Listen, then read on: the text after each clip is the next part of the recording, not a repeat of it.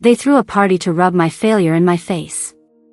In a Vancouver house reeking of poutine and smug pride, they toasted my sister's shiny new rank in the Canadian Forces. Her face glowed on a projector, saluting, smiling, perfect. Me? Shoved outside in the freezing rain, alone by a rotting barbecue, my breath fogging in the dark. Not one damn photo of me. My dad, a retired colonel, spat his words like venom. You're nothing but a disappointment. The neighbors sneered. My mom turned away, ashamed. Every laugh in that room carved a fresh wound, tearing my heart to shreds until it bled dry. I was invisible, erased, a ghost they wished would vanish. But at CFB Esquimalt, his old drill sergeant froze, snapped a salute, and roared, "General? Ma'am?" The crowd went silent. Their eyes burned into me. I'm Ava Bennett. I'm 32 years old. And I'm done letting their lies bury me alive. The rain kept hammering down, each drop a cold slap against my face as I stood by that rusted barbecue in our Kitsilano backyard. Inside the house, a two-story craftsman glowing with warm lights, my family played their parts in a charade they called a celebration. It was for my sister, Sophie Bennett, the golden child who just pinned on her lieutenant's bars in the Canadian Forces. The dining room overflowed with relatives and neighbors, their voices loud over plates of poutine and clinking Molson cans. A projector looped images of Sophie, crisp uniform, sharp salute, standing proud at CFB Esquimalt. I stood outside, soaked to the bone, my jacket clinging to my skin like regret. No one invited me in. No one saved me a seat. My plate? Missing, like I didn't exist. I'd driven 120 kilometers from Victoria to Vancouver for this, hoping maybe this time my dad, Colonel David Bennett, retired, might see me. But he barely glanced my way. Still drifting, he muttered, his voice low, cutting deeper than the November chill. His eyes flicked back to Sophie's slideshow, dismissing me like I was a smudge on his polished legacy. My mom, standing by the dessert table with her famous Nanaimo bars, avoided my gaze. Aunt Maureen, always quick with a jab, chimed in, "She's just figuring things out, David. Give her time." Her smile was all pity, no warmth. I clenched my fists, nails biting into my palms, and forced a nod. Explaining myself was pointless, they'd already written my story as a failure. I grabbed a stack of paper napkins from the kitchen, the only task they trusted me with, and caught Sophie's laugh from the living room. She was recounting her latest triumph, some training exercise where she outshone everyone. The room erupted in applause.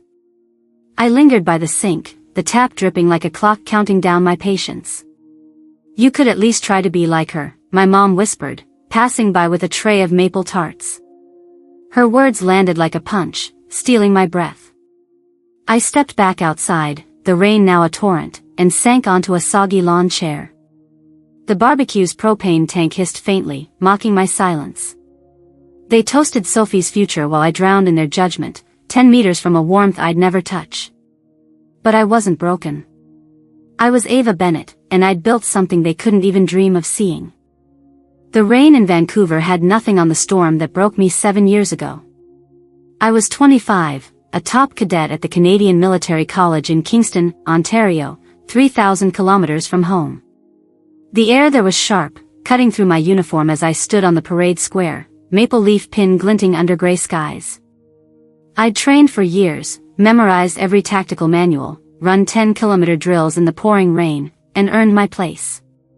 But one night, during a live-fire exercise on the Cataraqui River, everything shattered. I saw 2 cadets, rookies barely out of high school, veering into a restricted zone. The CO's plan was sloppy, coordinates miscalled, radios crackling with static. I disobeyed a direct order, sprinted 200 meters through mud, and yanked them back before bullets tore through the dark. No one died. I thought I'd done right. But the after-action report, penned by my CO, branded me insubordinate. A failure who couldn't follow orders. I stood in the CO's office, the fluorescent lights buzzing like a swarm of wasps. "You embarrassed me," he said, his voice flat, eyes cold as the Kingston winter. You think you're smarter than the chain of command? I opened my mouth to explain, but he cut me off. Sign the withdrawal form. Take a year. Sort yourself out. My heart pounded, a drumbeat of rage and disbelief, but I held my tongue. I knew who'd read that report next, my dad, Colonel David Bennett, the man who drilled discipline into me since I could walk. I drove to his office in Ottawa, a 200-kilometer trip through snow-dusted highways, hoping he'd hear me out. He didn't. He sat behind his desk, a wall of medals gleaming behind him, and read the report without looking up. You lack the grit to lead, Ava, he said, his voice like gravel. You've shamed our name. Sign the form. I stared at him, my hands shaking, searching for the father who'd once carried me on his shoulders at Canada Day parades. He was gone, replaced by a man who'd rather protect his legacy than his daughter. That night, I stood alone in my dorm, the Kingston rain hammering the window like it wanted to break through. I looked in the mirror, my reflection a stranger, eyes hollow, uniform creased, maple leaf pin mocking me from the desk. The withdrawal form lay beside it, a single sheet that felt heavier than a 50-kilogram rucksack. I asked the admin officer if I could write family pressure or command retaliation as the reason. She shook her head, her voice clipped. Just check personal reasons, Ava. It's cleaner. So I did, my pen scratching the paper like a knife carving my future away. I folded my uniforms, stacked my field guides in perfect order, and packed my duffel bag with mechanical precision. No one came to say goodbye. Not my dad. Not my mom, who'd always stayed quiet to keep the peace. Not even Sophie, who was already climbing the ranks in her own training at CFB Esquimalt, too busy to notice her sister's world collapsing. The pain wasn't just the betrayal, it was the silence that followed. I drove away from Kingston at dawn, the 401 highway stretching endlessly before me, my hands gripping the wheel until my knuckles turned white. Every kilometer felt like a cut, severing me from the life I'd built, the pride I'd earned. My dad's words echoed in my head, you've shamed our name. They burned deeper than any wound, a poison that seeped into my bones. I didn't cry. I didn't scream. I just kept driving, the rain blurring the windshield like the future I couldn't see. Back in Vancouver, my family acted like I'd never existed. Mom sent a text, one line, come home when you're ready. Sophie called once, her voice bright with her own success. You'll figure it out, Ava, she said, oblivious to the wreckage. I didn't reply. I couldn't. The girl who'd run toward danger to save others was now a ghost, erased by the people who should have fought for her. But ghosts don't always stay buried. 3 weeks later, a call came from a blocked number. No name, just a time and an address in Victoria, near the inner harbor.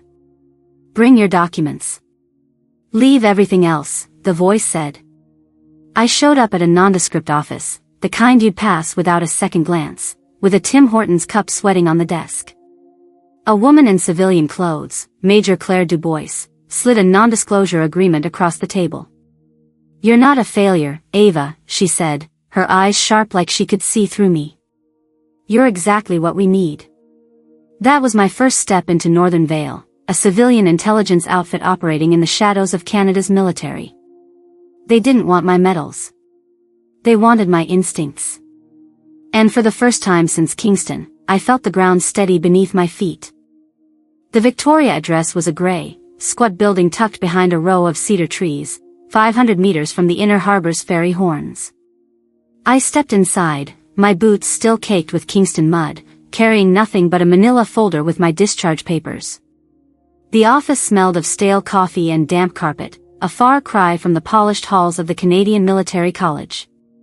Major Claire Dubois sat across from me, her civilian blazer crisp but her eyes sharper than any drill sergeant's. You saved 2 lives, Ava, she said, tapping my file without opening it. That's not failure. That's precision. Her voice was steady, like she was reading my soul instead of my record. I didn't trust her yet, but I signed the non-disclosure agreement, the ink drying like a new scar. Northern Vale wasn't military, wasn't federal, just a shadow outfit handling threats too slippery for Ottawa's bureaucracy. They didn't promise glory. They offered purpose. My first month was a blur of briefing rooms and encrypted laptops. I moved into a one-bedroom apartment in Victoria's James Bay, 2 kilometers from the office, with bare white walls and a single chair facing the window. No photos, no keepsakes, nothing to remind me of Vancouver's rain-soaked betrayal or my dad's cold dismissal. I learned to walk softly, to scan a room before entering, to memorize 20-page reports while sipping a double-double from Tim Hortons. Northern Vale's work was quiet but brutal, tracking data leaks, mapping comms breaches, burying trails before they hit the news. My first assignment was a low-level anomaly at CFB Comox, 200 kilometers north on Vancouver Island. A contractor's server had pinged an unauthorized IP, a whisper of a breach. I traced it in 3 days, sitting in a dimly lit server room, the hum of machines drowning out the ache in my chest. Claire didn't thank me. She just nodded and said, "Good. Keep going." That was enough. I changed everything, my phone number, my email, the way I tied my hair. Ava Bennett, the cadet who'd run through mud to save her squad, was gone. In her place was someone new, someone who could slip through a crowd at Victoria's Empress Hotel without a glance. I learned to speak French fluently enough to pass for a Quebecois tourist, picked up snippets of Coast Salish phrases to blend in at local markets. Northern Vale didn't care about my last name or my father's medals. They cared about results. I found a rhythm in the silence, in the late nights parsing intel under the flicker of a desk lamp. But the pain from Kingston lingered, a dull pulse beneath every keystroke. My dad's words, "You've shamed our name," still clawed at me, especially when I passed a recruiting poster on Government Street, a soldier's face staring back like a mirror I couldn't break. 6 months in, I was sent to a secure site near Nanaimo, a 110-kilometer drive through winding coastal roads. A training base had a comms leak, encrypted messages bleeding into a civilian network. I sat in a concrete bunker, the air thick with dust, and traced the leak to a single contractor's laptop. I flagged it, locked it down, and sent the report up the chain. No applause, no medals, just a clean system and a nod from Claire. "You're invisible, Ava," she said, her voice low over a crackling phone line.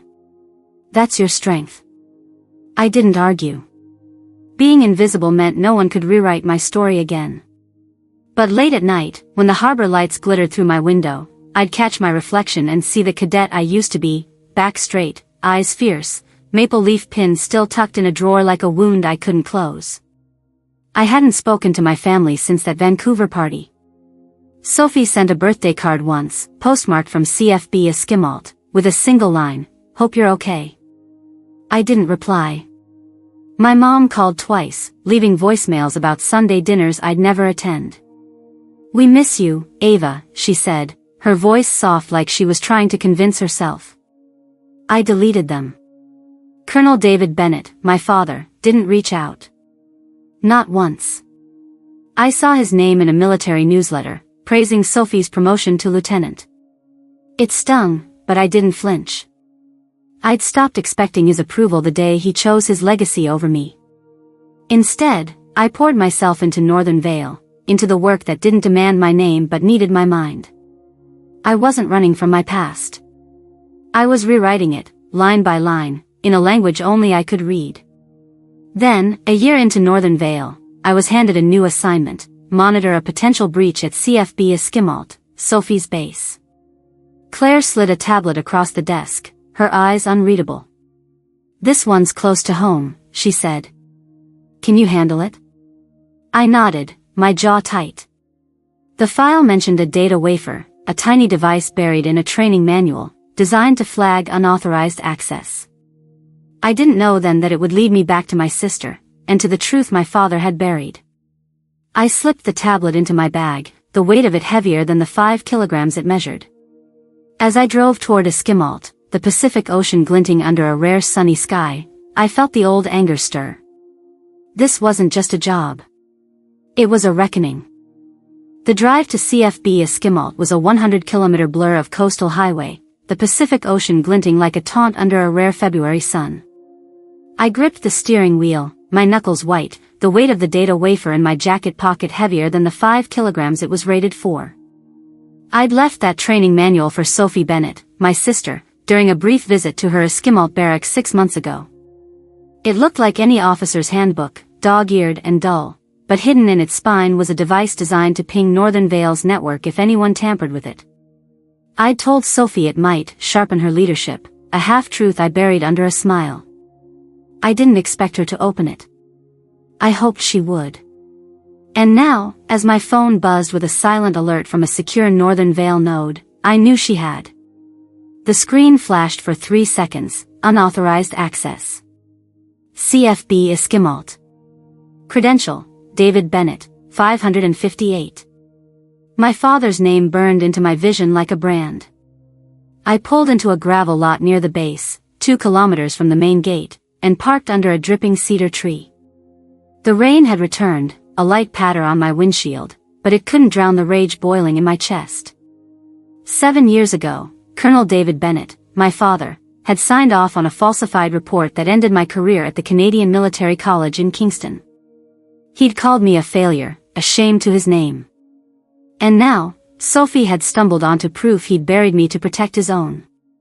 I slipped the phone back into my pocket, my breath shallow, and headed to a maintenance shed 500 meters from the base's perimeter, a rusted hulk forgotten behind a chain-link fence. I'd sent Sophie a cryptic text, "Meet me. South Lot. Now." She didn't reply, but I knew she'd come.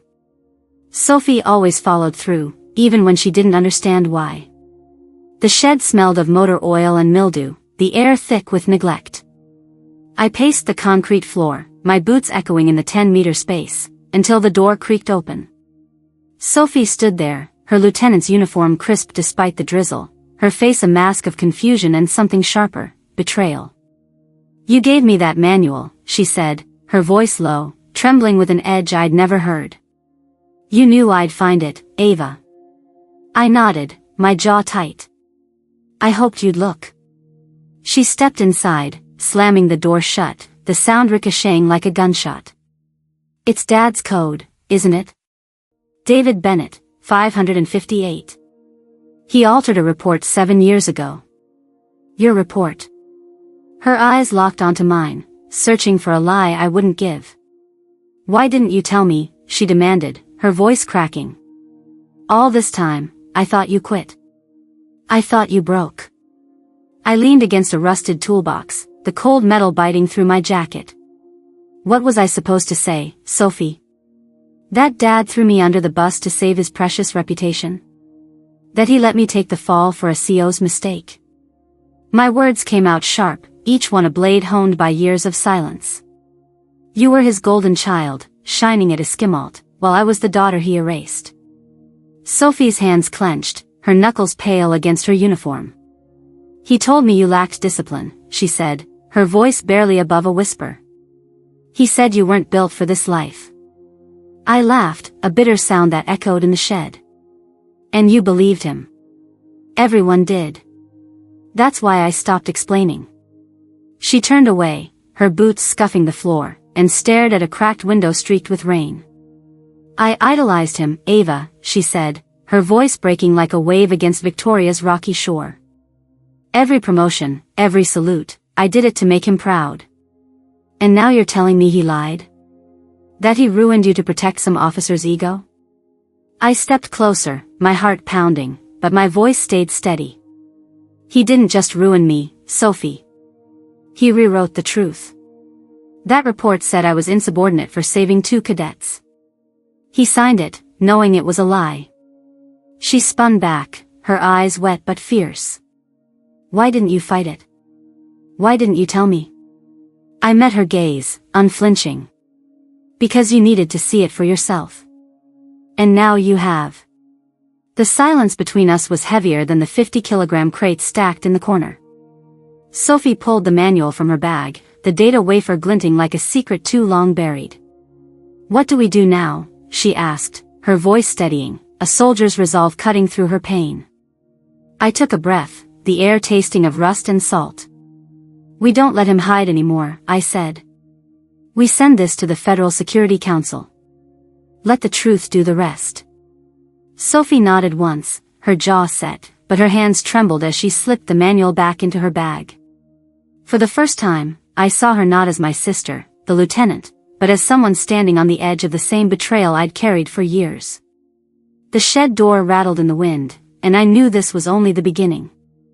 The maintenance shed's door slammed shut behind Sophie, the echo fading into the Esquimalt rain, but the weight of her discovery clung to me like damp salt air. The data wafer she'd triggered didn't just expose Colonel David Bennett's lie from 7 years ago, it had cracked open a deeper rot.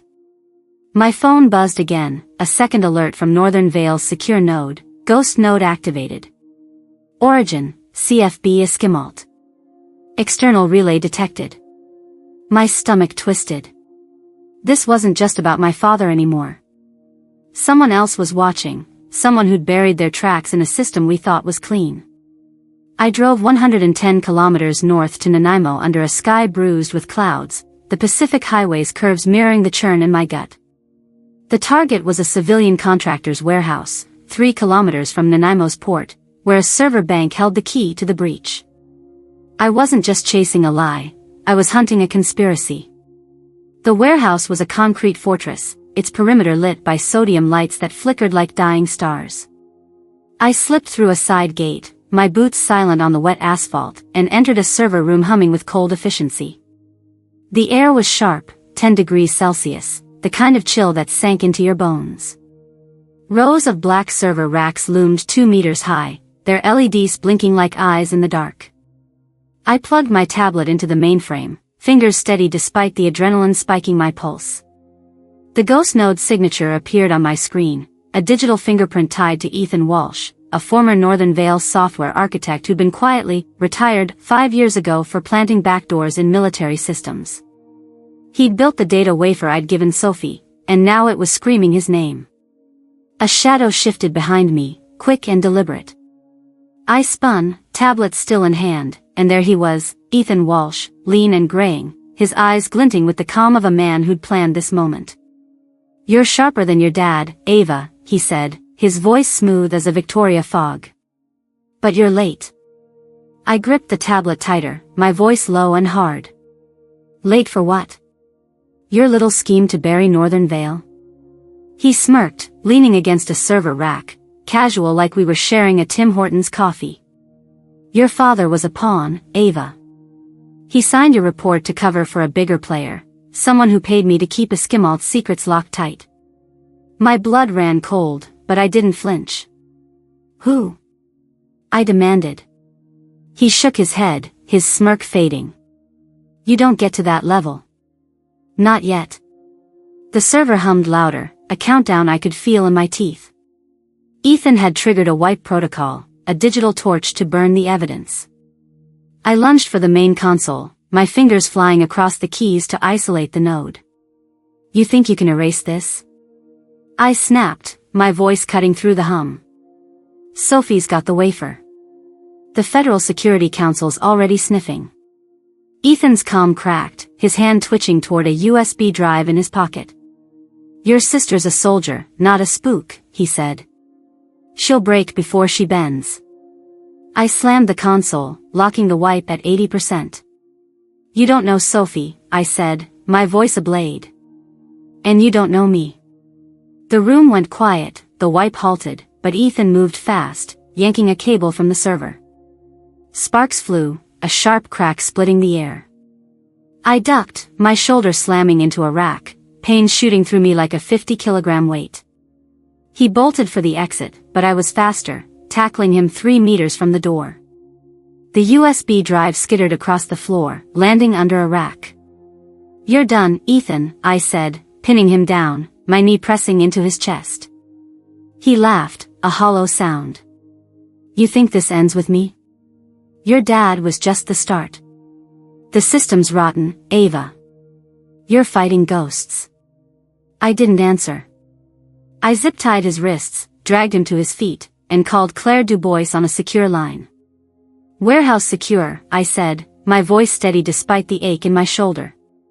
"Suspect in custody. Evidence intact." Claire's voice crackled through. "Good work, Ava. Get that drive to Ottawa. FSC's waiting. I retrieved the USB, its metal case cold against my palm, and stepped outside into the Nanaimo rain. The ocean roared 500 meters away, a reminder of how small this fight was against the vastness of the truth. Ethan's words echoed, "The system's rotten." I'd exposed my father's lie, but now I saw the web he'd been caught in, a network of corruption that reached beyond him. Sophie and I had started this together, but I wasn't sure she was ready for what came next. As I drove back to Victoria, the USB locked in my glove box, I felt the weight of every choice I'd made since Kingston. This wasn't about revenge anymore. It was about tearing down the lies that held us all hostage. The Ottawa air was sharp, slicing through my jacket as Sophie and I stepped off the transport van, 3,000 kilometers from the Nanaimo warehouse where I'd pinned Ethan Walsh to the floor. The Federal Security Council's satellite office loomed ahead, a gray slab of concrete on the edge of the city, its windows reflecting a sky heavy with clouds. Inside, the hearing room was colder, 8 degrees Celsius, the kind of chill that made your breath catch. Metal chairs lined a sterile table, and 5 FSC officers sat across from us, their faces unreadable, lapel pins glinting like silent accusations. Sophie stood beside me, her civilian jacket zipped tight, no lieutenant's bars in sight. She hadn't worn her uniform since Esquimalt, since the data wafer cracked open our father's lie. I clutched the USB drive from Nanaimo, its weight a steady 50 grams in my palm, holding evidence that could bury Colonel David Bennett and the system that shielded him. The lead officer, a woman with gray-streaked hair and a voice like frost, opened the session. "This is a procedural integrity audit," she said, her eyes flicking to the tablet displaying our report. "We have evidence of a falsified record from Kingston, 2018, and a connected breach at CFB Esquimalt. Colonel Bennett, respond." My father entered through a side door, his posture rigid, his retired colonel's blazer pressed to perfection. He didn't look at me or Sophie, just nodded to the panel, calm as an Ottawa winter. "The signature on the 2018 report is mine," he said, his voice smooth, unyielding. "I made a judgment call to protect the institution's credibility." Sophie stiffened beside me, her breath hitching. I felt the old rage flare, a fire that hadn't died since he'd called me a failure 7 years ago. The officer's brow arched. "You altered a cadet's record to shield a commanding officer's error," she said. "Ava Bennett saved 2 lives. You branded her insubordinate." David's eyes met hers, unflinching. "The chain of command required stability," he said. Her actions disrupted that. I stepped forward, my voice cutting through the room like a blade. "You didn't just rewrite my record, Dad. You erased me to save your name." He turned to me, his face a mask, but his eyes flickered, guilt or defiance, I couldn't tell. "You weren't ready to lead, Ava," he said, quieter now. "I did what was necessary." Sophie's voice broke the silence, sharp and raw. "Necessary? You let me believe she failed. You let me worship a lie." Her words hung heavy, like the Ottawa snow piling outside. The panel shifted, the air tightening. I slid the USB drive across the table, its metal case scraping the silence. "This ties David Bennett's signature to a ghost node planted by Ethan Walsh," I said. "They covered up more than my report, unauthorized comms, off-book contracts, all buried to protect someone higher." The lead officer's eyes narrowed as she scanned the drive's data. "Walsh is in custody," she said. "But this implicates a broader network." She turned to David. "Colonel, were you directed to alter the report?" He paused, his jaw tight. "No," he said finally. "It was my call." Sophie let out a breath, a sound like glass breaking. I didn't move, but inside, something shattered, not pain, but the last thread tying me to the man I'd once called Dad. The panel recessed for 20 minutes, the room's silence louder than the hum of the ventilation. When they returned, the lead officer's voice was final. "Colonel David Bennett is relieved of all advisory roles, effective immediately. His record will reflect this without distinction. Ava Bennett's file will be amended to reinstate her original service, cleared of all annotations. Ethan Walsh faces further investigation. This matter is sealed. No gavel, no fanfare, just facts laid bare like ice on the Ottawa River. David stood, his shoulders squared, and walked out without a glance. Sophie watched him go, her hands clenched, her eyes wet but unyielding. We stepped outside, the snow falling in soft, relentless flakes, blanketing the 2-kilometer stretch to the transport lot. Sophie stopped, her boots crunching the fresh powder. "I thought he'd fight," she said, her voice low, almost lost in the wind. "I thought he'd care." I looked at her, the sister I'd envied, the lieutenant who'd stood by me. "He cared about his legacy," I said. "Not us." She nodded, then reached into her pocket and pulled out her lieutenant's bars, the silver glinting against the gray sky. "I'm done wearing this," she said, her voice steady now. "I'm transferring to systems oversight. Your world, Ava." She dropped the bars into the snow, a quiet rebellion against the system that broke us both. I felt no triumph, only stillness, like the calm after a storm over English Bay. The truth was out, but it didn't erase the years I'd carried my father's lie. As we walked to the van, the snow dusting our jackets, I knew Sophie and I had changed. We weren't just sisters anymore, we were survivors of a truth too heavy to hold alone. The Ottawa snow fell harder now, blanketing the 2-kilometer stretch from the Federal Security Council's office to the transport lot, each flake a quiet erasure of the storms Sophie and I had just survived. We stood by the van, the cold biting through our jackets, the weight of Colonel David Bennett's downfall settling like frost on our shoulders. Sophie's lieutenant bars lay buried in the snow 10 meters back, a silent vow to never again wear a system's lies. My hands were empty, the USB drive now in FSC hands, but my heart still carried the scars of 7 years, Kingston's betrayal, Vancouver's rejection, Nanaimo's fight. I looked at Sophie, her face pale but fierce under the streetlights, and saw the sister who'd chosen truth over rank. "We did it," she said, her voice low, almost lost in the wind howling off the Ottawa River. "But it doesn't feel like winning." I nodded, my breath fogging in the 5-degree chill. "Truth doesn't always cheer, Sophie. It just sets you free." We climbed into the van, the engine rumbling to life, and I caught my reflection in the side mirror, eyes steady, jaw set, no longer the cadet who'd crumbled under David's judgment. This wasn't just my story anymore, it was ours, and maybe yours too. If you've ever been written off, called a failure by the people who should have lifted you up, then you know this ache. You know the fire that burns when someone tries to bury your truth. Drop a comment below, tell me who tried to erase you, who told you weren't enough. Let's call them out, right here, right now. Your story deserves to be heard, just like mine and Sophie's. And if this hits home, hit that subscribe button. You don't want to miss what's next. Sophie's joining me in systems oversight, digging deeper into the rot we uncovered at Esquimalt. We're not done fighting, not by a long shot. Picture this, 2 sisters, 3,000 kilometers from the Vancouver house where they tried to break us, standing together against a system that thrives on silence. Share this video with anyone who's ever had to claw their way out of someone else's lies. Post it on X, tag it with #TruthOverrank, and let's start a conversation that shakes the ground. I'm Ava Bennett, and I'm not hiding anymore. Neither should you. The Pacific's waves crash hard, just like the truth, and we're riding that tide. Join us. The ferry from Vancouver to Victoria cut through the Salish Sea, its horn echoing across the 30-kilometer stretch of water, the Pacific's waves rolling under a sky streaked with fading light.